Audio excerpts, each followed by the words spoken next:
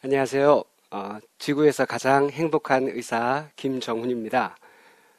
제가 이제껏 많은 의사 선생님들을 만나봤는데 저보다 훌륭한 지식을 가진 선생님들도 있고 또 뛰어난 기술을 가지신 분들도 많이 있었습니다. 그렇지만 아직까지 저보다 더 행복한 의사는 아직 만나보질 못했습니다. 특별할 것이 없고 아주 평범해 보이는 저 같은 사람이 어떻게 감히 이런 말씀을 드릴 수 있는지 오늘은 국리라는 제목으로 어떻게 무언가 더 해줄 수 있을까? 라는 주제로 말씀을 드리겠습니다. 저는 뒤늦게 의과대학 공부를 시작해서 저보다 12살 나이가 적은 띠동갑 친구들과 함께 의과대학 생활을 했습니다. 그렇게 무난하게 의과대학 생활을 마치고 난 다음에 그 모교 대학병원에서 인턴 생활을 시작했습니다.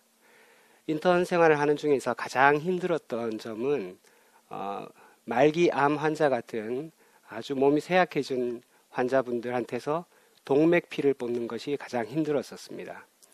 가뜩이나 이제 몸이 불편하고 많이 아프신데 그런 분들은 맥박이 희미하기 때문에 한 번에 이 피를 뽑기가 어렵고 세 번, 네 번 이렇게 여러 번 주사 바늘을 찔러야 되는 경우가 종종 생기곤 했습니다. 그래서 그때 고민을 했습니다. 어떻게 하면 이분들을 좀 더 편안하게 검사할 수 있을까 궁리했습니다. 그래서 저는 이제 그런 지시가 있고 나면 한 5분 정도 일찍 가서 환자분들의 기록을 보고 환자분들에게 설명을 해드리기 시작했습니다. 지난번 검사 때 이런저런 점들이 안 좋아서 이번에 다시 한 번 더 검사를 해서 얼마나 좋아졌는지 확인하기 위해서 검사를 하는 것이라고 환자분들에게 설명을 시켜드리고 좀 힘들더라도 좀 잘 참아달라고 그렇게 부탁을 드렸습니다. 그러면 환자분들은 대부분 힘들지만 그 어려운 과정을 이를 꽉 깨물고 잘 참아주셨습니다. 세 번, 네 번 바늘이 그렇게 깊이 들어가는데도 불구하고 환자분들이 잘 참아주는 게 지금 생각해도 얼마나 감사한지 모르겠습니다. 그래서 검사가 끝나고 나면 환자분들에게 정말 진심으로 감사하다고 잘 참아주셔서 너무 감사하다고 이렇게 인사를 드리고 이제 나오게 되었습니다. 지금 세상이 많이 험해져서 환자분들이 의사의 지시를 잘 따르지 않는다거나 충돌이 있는 경우가 종종 생긴다고 하는데 저는 아직 이제 그런 환자분들을 만나보지를 못했습니다. 환자가 불평을 한다고 생각하지만 실제로는 불평이라기보다는 제가 보기에는 환자는 불안한 경우가 대부분이었습니다. 무엇이 어떻게 진행돼 가고 있는지 잘 모르고 모르다 보니까 불안하고 그런 상황에서 그렇게 고통스러운 검사를 참아낸다는 것이 쉬운 일은 아닙니다. 그래서 지금 의료 상황 속에서는 의사들은 늘 피곤하고 바쁜 것이 사실이지만 조금의 여유를 가지고 환자분들에게 이렇게 이해를 시켜드리고 그 불안을 가라앉혀드리면 지금 환자와 의사 간에 이렇게 소통이 되지 않아서 생기는 많은 문제들을 해결할 수 있지 않을까 저는 그렇게 생각합니다. 제가 의사 생활을 하면서 이제 주치의를 맡고 있는 동안에 유일하게 목숨을 지켜내지 못했던 한 환자에 대한 이야기입니다. 그 환자분은 다발성 경화증이라는 병을 앓고 있었는데 아주 희귀한 병이긴 합니다. 가벼운 경우는 그냥 다리에 가벼운 마비 증세가 있고 끝나는 분들도 있고 어떤 분들은 이 환자분처럼 아주 진행이 빨라서 온몸에 힘이 없고 눈도 보이지 않고 목도 가눌 수 없는 그런 심각한 경우까지 아주 다양하게 있습니다. 제가 이 환자분을 만났을 때 약 병이 난 지 2년 정도 지나셨는데 다리는 거의 움직일 수가 없고 팔도 조금밖에는 못 움직이고 앞도 전혀 보이지 않는 그런 상황이었습니다. 저는 재활의학과 의사인데 실제로 이분에게는 재활을 해줄 게 그렇게 많지 않았습니다. 제가 이 환자분을 약 5개월간 돌보고 있었는데 그 기간 동안에 갑자기 병세가 급격히 악화되는 급성 악화를 2번 겪게 되었습니다. 그 두 번의 급성 악화 기간 동안에 강력한 주사제를 써서 병을 최대한 늦추는 것, 그리고 관절이 굳어지지 않게 하는 것, 그리고 근육이 일정한 양을 유지하도록 도와주는 것, 이런 것들이 이제 제가 할 수 있는 재활 치료였습니다. 그렇지만 그렇게 하기에는 뭔가 모자랐습니다. 그래서 다시 궁리하기 시작했습니다. 무엇을 어떻게 하면 이 환자분에게 좀 더 해줄 수 있을까? 그렇게 궁리하기 시작했습니다. 그러다가 찾아낸 것이 이분 신체 기관 중에 유일하게 멀쩡한 곳이 귀였습니다. 듣는 데는 별로 문제가 없었던 거죠. 그래서 이분이 사이먼과 가펑클이라는 가수의 노래를 좋아했는데 매주 그 MP3에다가 그 가수의 노래를 담아서 이 환자분 귀에 이어폰을 꽂아주고 음악을 들려주는 것이 저의 또 다른 하나의 치료였습니다. 그리고 일주일이 지날 때마다 제 인생의 스승이신 목사님의 그 말씀을 하나씩 담아서 그 환자분에게 또 들려주고 했습니다. 저는 약과 또는 주사 이런 것만으로 치료가 다 된다고 보질 않습니다. 그래서 작지만 이런 것들도 좋은 치료 효과가 있어서 그 환자분은 그 음악이나 말씀을 들을 때 늘 만족한 웃음을 띠고는 하셨습니다. 그런데 이분에게 갑작스럽게 큰 일이 생겼습니다. 추석 연휴가 끝나는 마지막 날이었는데 저는 그때 외박 허가를 받아서 집에 갔다가 돌아오는 버스 안이었습니다. 병원에서 전화가 와가지고 이 환자분이 의식이 없다는 겁니다.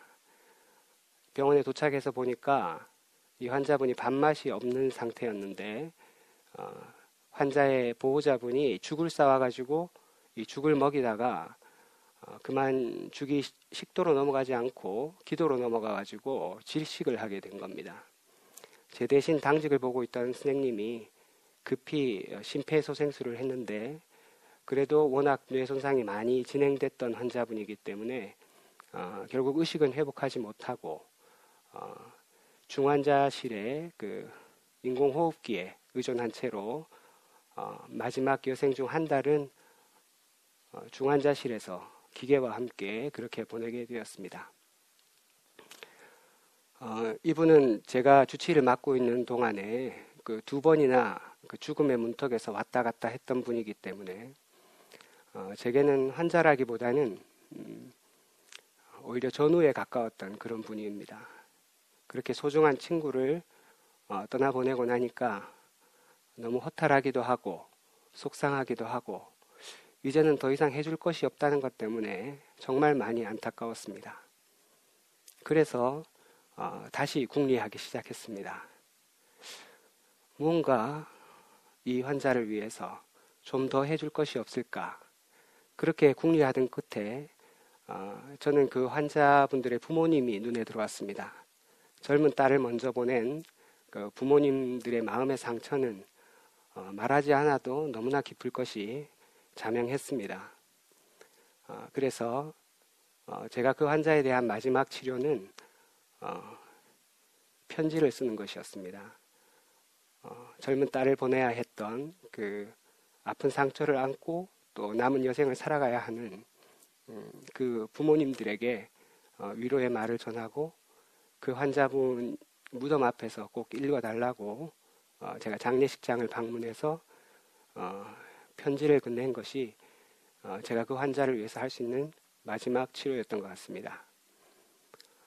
물론 의사는 어떤 경우에라도 생명을 살려내야만 합니다. 그것이 의사의 본분이고 임무입니다. 그렇지만 참 안타깝게도 그렇게 하지 못할 때가 이렇게 있습니다. 저는 그럴 때라도 생명을 지켜내지 못할 때, 그럴 때는 죽음을 아름답게 만드는 것도 의사의 임무라고 생각했습니다. 남은 사람들의 상처를 치유하는 것, 그것도 의사의 몫이라고 저는 생각했습니다. 지난주가 크리스마스였는데요. 제 인생에서 가장 행복했던 성탄절 이야기를 말씀드리고 이야기를 마칠까 합니다.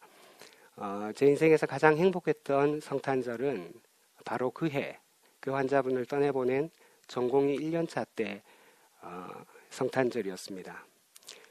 재활 병원에 입원한 환자들은 대부분 그 병실에서 시간을 다 보내고 재활 치료를 받을 때만 이제 치료실에 가서 운동을 하곤 하는데, 성탄절이 되면 모두가 들뜨지만 그분들은 그날은 재활 치료가 없는 날이기 때문에 하루 종일 병실에 누워 있어야 되기 때문에 누구보다도 무료하고 심심한 성탄절을 보낼 수밖에 없습니다.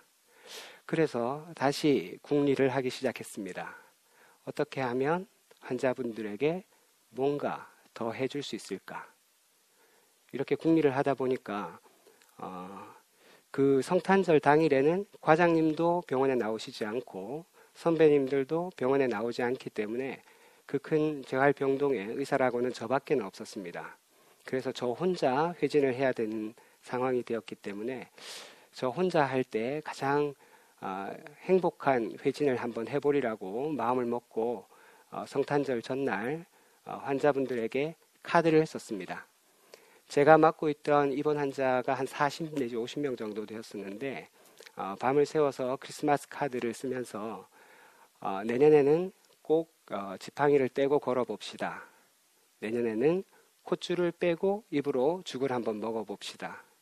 내년에는 휠체어에 혼자 힘으로 한번 옮겨 앉아봅시다.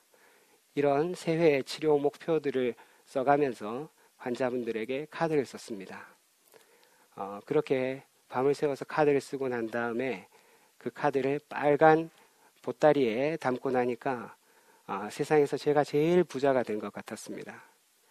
아침에 그 가운을 걸치고 머리에는 이제 빨간 모자를 쓰고 또 빨간 산타 보따리를 메고 아침에 회진을 하면서 환자분들에게 성탄절 카드를 건네면서 인사를 했었습니다. 그때 당시에 제가 병실을 돌면서 이 세상에 나보다 더 행복한 의사가 있을까 그렇게 생각을 했었습니다. 내 인생에 잠을 못 자서 가장 피곤했지만 그렇지만 가장 행복했던 성탄절 날이었습니다. 그때 만약 제가 카드를 쓰는 대신에 몇 시간 더 잠을 잤더라면 제가 이렇게 행복한 경험을 할 수 있었을까요? 어차피 시간은 다 흘러가는 것인데 흘러가는 시간과 더 가치 있는 것으로 이렇게 바꾸는 것이 더 행복한 일이었습니다. 물론 편안하고도 행복할 수 있다면 좋겠지만 늘 그럴 수는 없을 겁니다. 저는 종종 선택의 순간을 이렇게 맞이합니다. 그럴 때마다 저는 늘 궁리합니다. 어떻게 무언가 더 해줄 것이 없을까? 내 앞에서 나를 필요로 하는 사람에게 이런 궁리를 해보면 뭔가 재미있고 행복한 사건이 생기게 됩니다. 편안함은 근본적으로 나를 위하는 것입니다. 내게 뭔가 결핍이 있기 때문에 그것을 채워야 한다는 것입니다. 그러나 나를 위해 채우는 것은 끝이 없고 또 채워도 만족의 한계가 있습니다. 행복은 나를 필요로 하는 곳에 내가 들여질 때 생기는 그 무엇이라고 생각합니다. 나보다 더 나를 필요로 하는 그곳에 내가 쓰이는 것, 그것이 행복의 조건이라 생각합니다. 밑바닥이 없는 나를 위해 편안함만을 추구할 것인지, 나를 필요로 하는 곳에 쓰여서 행복을 추구할 것인지, 여러분도 오늘 궁리해 보시기 바랍니다. 감사합니다.